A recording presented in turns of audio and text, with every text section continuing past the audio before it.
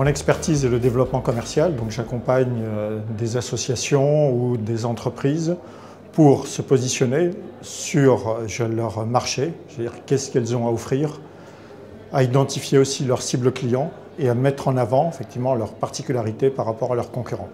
Pour vous donner un exemple, j'accompagne depuis 3 ans un sophrologue dans la création au début, création puis le développement d'un réseau.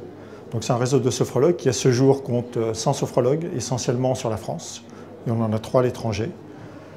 Et mon accompagnement est déjà de les former sur le développement commercial, comment identifier leurs prescripteurs, comment se présenter à eux, comment établir une relation de confiance pour obtenir effectivement de la prescription, comment aussi se faire connaître sur leur marché local. J'ai choisi le portage salarial, donc ça fait actuellement 13 ans. Et quand je me suis repositionné, je voulais avoir 2 choses.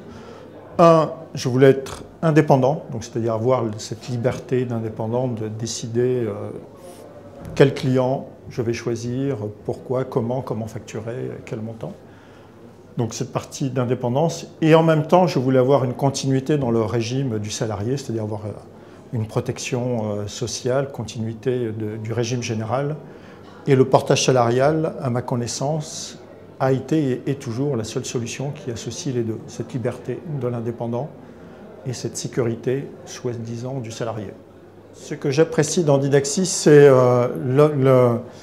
la mise en place d'un réseau de consultants. C'est-à-dire on peut se rencontrer, on n'est pas uniquement un consultant qui se trouve chez lui, qui envoie des factures à honorer. C'est quasiment une maison, c'est la maison Didaxis pour moi.